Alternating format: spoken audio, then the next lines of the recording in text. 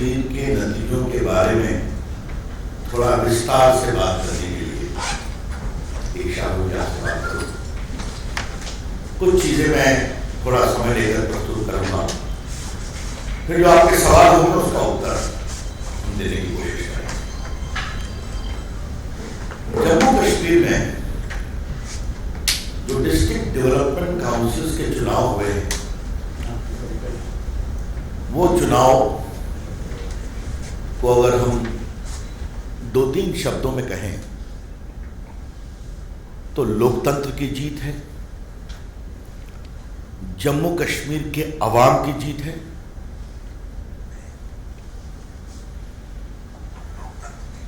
आशा की जीत है, victory of hope. और भारत के प्रधानमंत्री नरेंद्र मोदी जी ने जो कश्मीर के लिए सोचा, भविष्य के लिए, उस सोच की जीत है।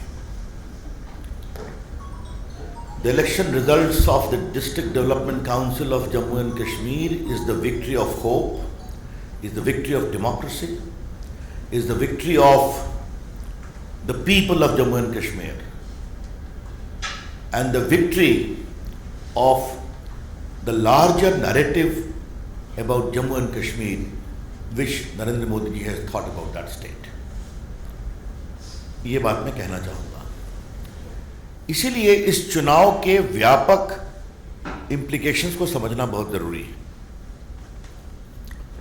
बीजेपी पूरे स्टेट में सबसे बड़ी पार्टी बनकर आई है। बीजेपी को 74 सीटें मिली हैं, नेशनल कॉन्फ्रेंस को 67 सीट मिली है, पीडीपी को 27 और कांग्रेस को 26 सीट मिली है। तो बीजेपी सबसे बड़ी पार्टी बनकर आई है और 39 इंडिपेंडेंट जीते हैं, जिसमें कई भाजपा समर्थित हैं। ये जो बार बार गुपकार अलायंस की विक्ट्री बताया जा रहा है, तो पहली बात आप जान लें कि वो अलायंस भाजपा से अकेले नहीं लड़ने की कमजोरी के कारण बना था। The Gupkar alliance was formed because the component of that alliance new they cannot fight BJP single handedly. इसके बावजूद अगर आप दूसरा आपको मैं आंकड़ा बताऊं तो बीजेपी को इतने वोट मिले हैं जो एनसीपी पीडीपी के वोट से भी ज्यादा है, अगर दोनों को मिला दीजिए।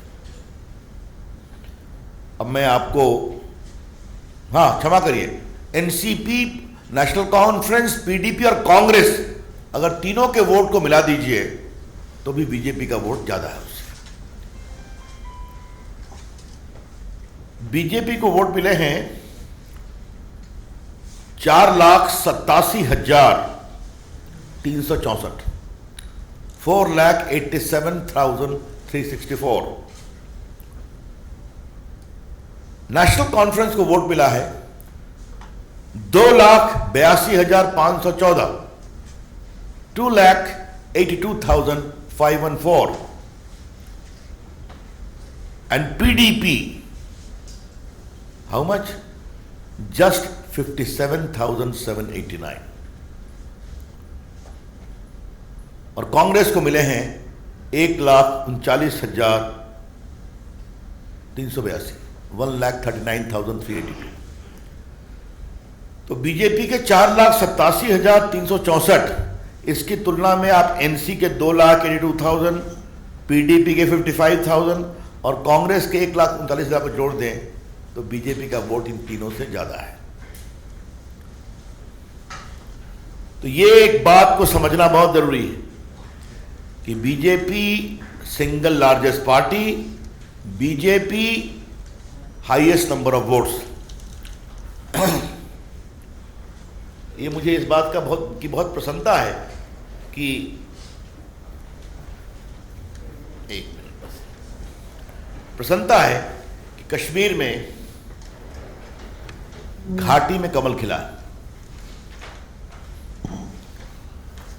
घाटी में कमल अपने वजूद पर खिला है।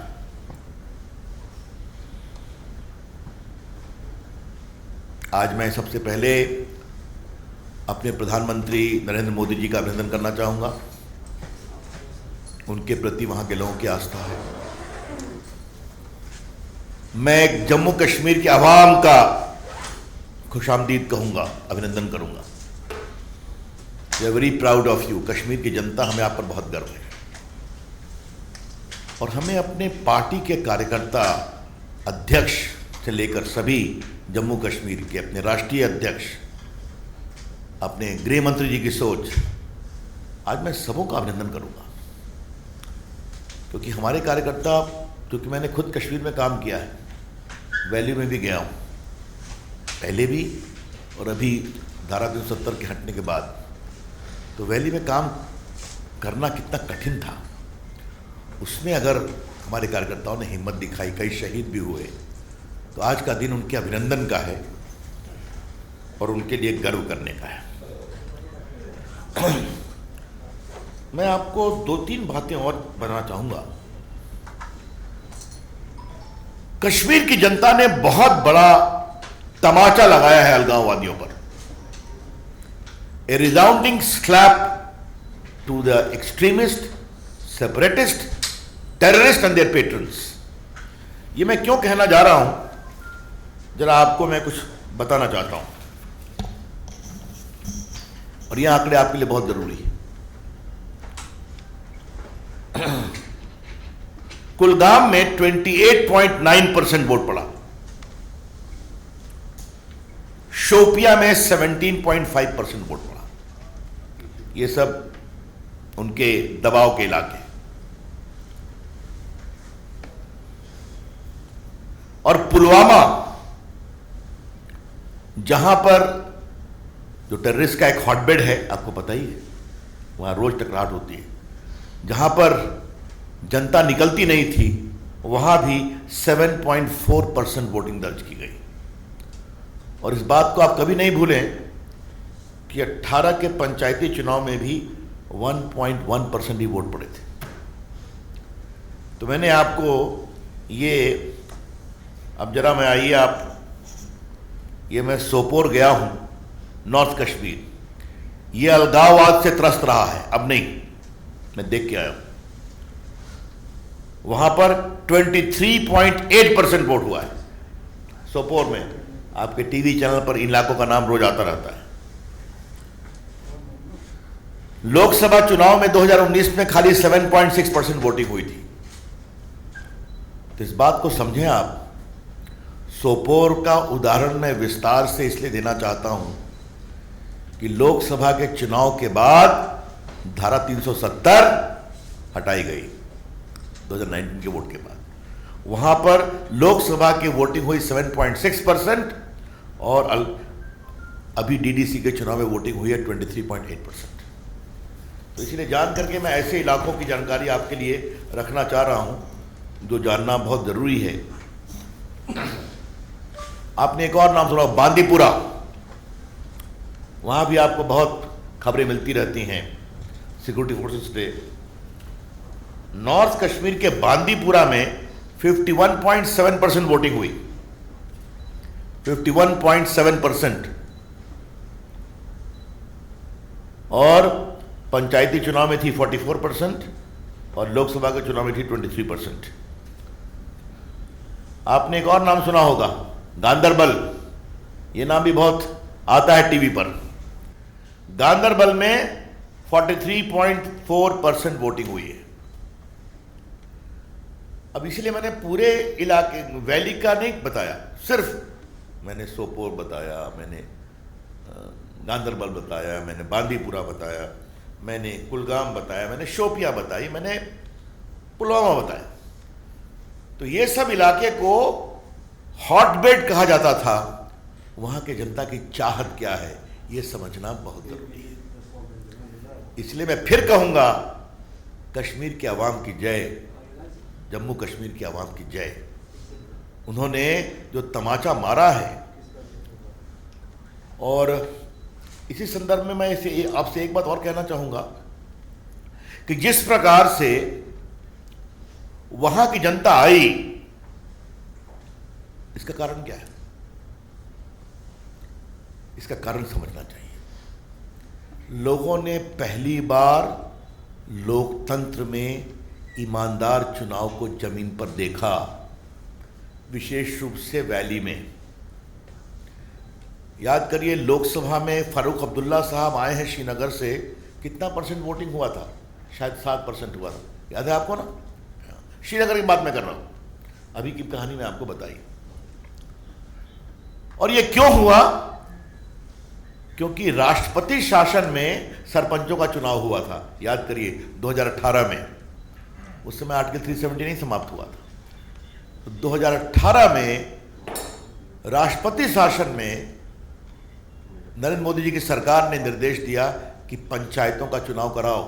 याद करिए, क्या कांग्रेस पार्टी, क्या पीडीपी, क्या एनसी, सबों ने विरोध किया था। कहां से चुनाव होगा? क्यों कर रहे हैं आप? लोगों ने सरपंच के चुनाव में, पंचायत के चुनाव में बहुत खुलकर भाग लिया और उसका फायदा क्या हुआ? पहली बार भारत सरकार से पैसा पंचायतों के लिए उनके अकाउंट में पहुंचने लगा। और किस पंचायत में क्या काम होना है वो टंगा हुआ था बोर्ड पर कि ये काम होना है इस पैसे से, और लोगों ने जमीन पर डेवलपमेंट को देखा। तो इस बार का चुनाव डीडीसी का क्यों बहुत महत्वपूर्ण है? जमहूरियत की जीत के लिए, लोकतंत्र की विजय के लिए, कि कश्मीर के आवाम ने राज करने वालों और काम करने वालों के अंतर को पहचाना। How can democracy give results on the ground? How can good governance come on the ground? और आज तो आप लोग वरिष्ठ पत्रकार हैं, घूमते हैं, कश्मीर में हर जगह बिजली पहुंच गई है, पानी पहुंचा है। ये राष्ट्रपति शासन, केंद्र के सहयोग से आज डेवलपमेंट वहां पहुंचा है। हम लोग भी जाते हैं, देखते हैं, आप भी जाके देखते हैं। तो लोगों ने वर्षों के बाद मरकज का पैसा पंचायत में पहुंचा है, मरकज मतलब सेंट्रल गवर्नमेंट, और काम हुआ है। तब इसके कारण लोगों की लोकतंत्र में आस्था पनपी है कि डेमोक्रेसी से डेवलपमेंट हो सकता है, जमहूरियत उनके घर पर विकास का दस्तक दे सकती है। ये लोगों ने देखा, तब फिर उनकी आस्था बनी। और यहीं पर मैं आपसे कहना चाहूंगा, ये जो लगभग 52 इंडिपेंडेंट जीते हैं, ये बहुत से वो हैं जिन्होंने बड़ी हिम्मत के साथ, हमारे भी समर्थक हैं, बड़ी हिम्मत के साथ आतंकवादियों के खिलाफ खड़े होने की ताकत दिखाई है। और इससे मैं क्या देख रहा हूं? कश्मीर की नई लीडरशिप डेवलप हो रही है।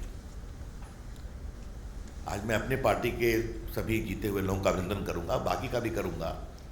लेकिन आपने कल एक बात देखा होगा टीवी पर, जो हमारा एजाज है, का नाम पूरा क्या है, इंजीनियर एजाज, जो जीता और जीत के जो उसने बोला कि मैं काम करूंगा सबका साथ सबका विश्वास, तो ये कश्मीर की नई आवाज़ है। और आज कश्मीर की आशा भरी उस नई आवाज़ का हम बहुत अभिनंदन करना चाहते हैं। और एक बात हम कह देते हैं, ये कश्मीर की शुरुआत है। अब ध्यान रखिए, सरपंचों के चुनाव, डीडीसी के चुनाव, तो अब कश्मीर की जमहूरियत नई अंगड़ाई ले रही है। Democracy is turning it's pages in Jammu and Kashmir. लोकतंत्र अब आशा और उत्साह की अंगड़ाई ले रहा है कश्मीर में। इस बात को समझना बहुत जरूरी है। अब जहां तक क्यों ये चुनाव और भी महत्वपूर्ण है, पाकिस्तान के सदस्य आतंकवाद, गोले बरसते रहे, आतंकवादियों का भय का, खौफ का माहौल, उनके द्वारा घुसकर सुरक्षा बलों पर हमला करने की बात करना। लेकिन आप देखिए कहाँ एक तरफ ढेले चलते थे, याद है ना, स्टोन थ्रोइंग, और आज वहीं अपने हाथ में बैलेट पर अपनी किस्मत लिख रहे हैं। तो ये आर्टिकल 370 के बाद जो कश्मीर बदला है, इसको समझना बहुत ज़रूरी है। और इसीलिए मोदी जी की सरकार ने, चाहे वो सरपंच का चुनाव हो 2018 का, या अभी let us go to the people, लोगों के पास चलें, उनकी आवाज़ सुने। और उन्होंने अपनी आवाज़ कही है कि वो कश्मीर का ईमानदारी से विकास चाहते हैं। सर, मुझे एक अंतिम बात कहनी है मित्रों। कुछ लोग का काम ही है हमारी पार्टी की आलोचना करना। कुछ लोग का तो एक क्या कहते हैं उसको, 24/7 काम है मोदी जी की आलोचना करना। वो आज से नहीं, 14 के पहले से कर रहे हैं। तो हम, और वो बार बार लोकप्रियता पर भी सवाल उठाते हैं। उनके महकमे की जमानत कितनी जब्त होती है, मैं संजय मयूख से कहूँगा, उसका भी एक गिनती आप लोगों को बताएंगे कभी वो।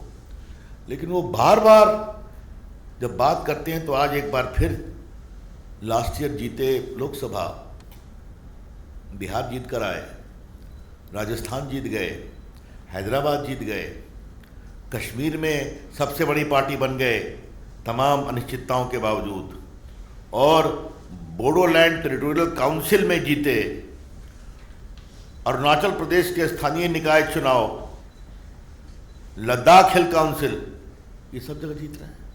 और 11 राज्यों में संपन्न हुए उपचुनाव में भारतीय जनता पार्टी को भव्य सफलता मिली है। और आप जानते ही हैं, मणिपुर में 5 में 4, उत्तर प्रदेश में 9 में 8, गुजरात में 8 में 8, तेलंगाना में भी एक था, वो जीत गए, लद्दाख में जीत गए, और बिहार तो उसके साथ ही हुआ था, वहाँ तो हम लोग अपनी सरकार बनाए ही बनाए। तो ये लद्दाख से लेके हैदराबाद, तेलंगाना, मणिपुर, अरुणाचल, राजस्थान, बिहार, आसाम, और अब कश्मीर, तो ये तो all India profile in victory का। तो ऐसे लोग को कभी कभार सोचना चाहिए कि जनता 6.5 साल से प्रधानमंत्री नरेंद्र मोदी जी की अगुवाई, बीजेपी की अगुवाई में कितना विश्वास प्रकट कर रही है, ये हमें देखना चाहिए। That's all friend from my side. मैं यही कंक्लूड करूंगा कि कश्मीर की जीत बहुत ही उत्साहवर्धक है। ये भारत की विजय है, ये भारत के लोकतंत्र की विजय है, ये कश्मीर के अवाम की विजय है जम्मू कश्मीर में, और आशा और विकास की विजय है। Thank you. Devendra Parashar.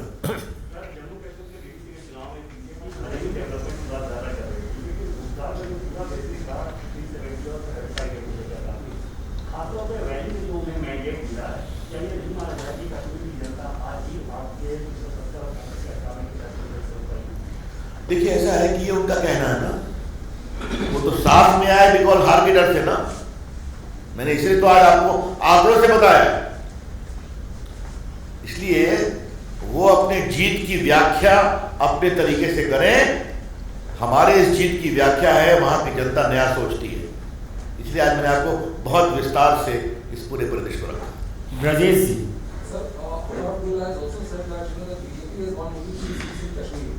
Whereas the Bhopal and also AC has won more than 20 seats in Jammu. Shouldn't this be reflecting the kind of erosion they have made in a democracy? All of you are welcome. But the point is, how do you see it? If you are so sanguine about his victory, what was the need for alliance? I don't think. I think the whole country knows the extent of affectionate relationship between Umar Abdullah and the leader of PDP. Yet they are forced to come together to save themselves. And in spite of that, if this is a resurgent performance of BJP, ये तो अभी शुरुआत है valley में। देखिए आप लोग, एक बार फिर मैं कहूँगा, वैली की नई शुरुआत को आप लोग समझने की कोशिश करिए। And I am very proud कि जो पुरानी पॉलिटिक्स चली है ना, राज करने वालों की, अब काम करने वाले ऊपर आ रहे हैं। तो मुझे तो लगता है कि नई लीडरशिप भी डेवलप हो रही है। विनीत। हाँ सर, उमर अब्दुल्ला यह भी कह रहे हैं कि डीडीसी का चुनाव हो गया, क्या असेंबली का चुनाव भी समय पर होगा? अब ये सब तय होगा ना, अभी अपना देखिए ना। Sir, I'm Siddhant from Thanks Now. So basically, from Burhan Wani's own village in Tral, an independent candidate has won against the Gupta Alliance candidate. And after winning, he has made a speech by saying that I'm inspired from Prime Minister Modi's thought. So on one end, where these parties were riding on the wave of Burhan Wani's killing. On the other hand, an independent candidate has defeated the Gupkar candidate, and now he says that I am inspired by PM Modi's. I have got all these data, but today I wanted to not to go into the specifics, but the larger narrative. We are aware of that. And the defeat of Gupkar alliance from the village of area of late Burhan Wani is important for additional reason. The so-called killing of Burhan Wani was made an issue of international campaign by these elements. You might recall Nawaz Sharif, the Pakistan Prime Minister, spoke about it in the UN General Assembly.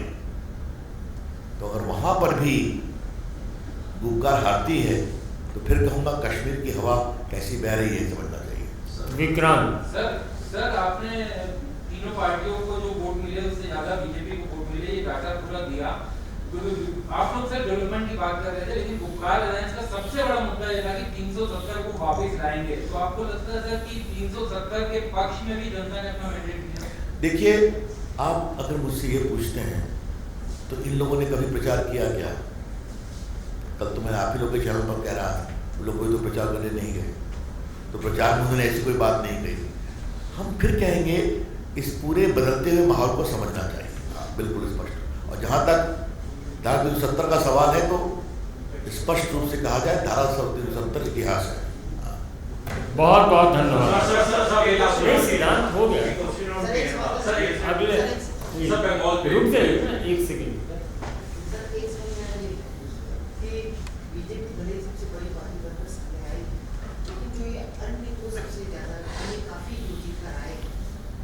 कैसे देख रहे हैं और एक इसी के साथ दूसरा सवाल कि पाकिस्तान से खबर आ रही है कि वहाँ के जो दल है जो वहाँ की राजनीति है वो 25 करोड़ रुपया बंगाल चुनाव में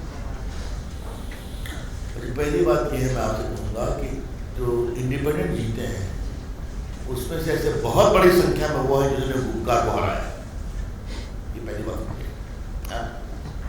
तो और उन इलाकों में हराया है जो सो कॉल्ड सेपरेटिस्ट प्रभाव के इलाके थे, एक की चर्चा हुई है, जिससे हम अच्छी शुरुआत मानते हैं।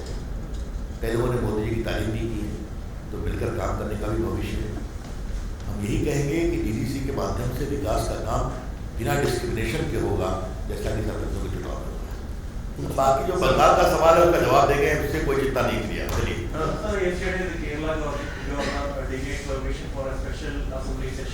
and the CM and opposition criticizing is that it's against constitution. This is my press conference basically on the issue of Jammu and Kashmir. Let us confine it there. Sir, just the last question. Sir, thank you so much. Sir, basically Prashant Kishore has again given an interview to us 2 times, so and he has again challenged that BJP is not going to cross double digit in Bengal. Prashant Kishor का उत्तर कैलाश ने दिया है। प्रशांत किशोर आपके लिए बहुत महत्वपूर्ण होंगे, वो अपना चुनाव में उनका व्यवसाय है, उनको वही छोड़ दीजिए। उनके उत्तर देने के लिए भाजपा के राष्ट्रीय मंच की आवश्यकता नहीं है।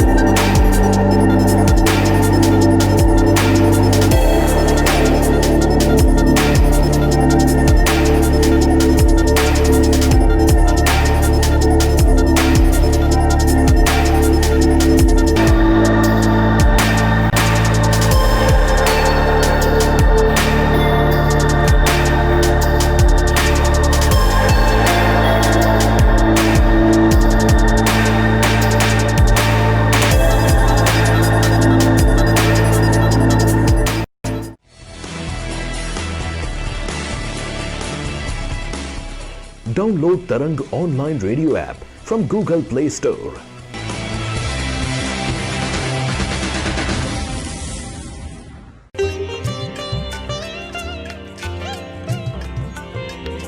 You are listening to Tarang Devotional Online Radio.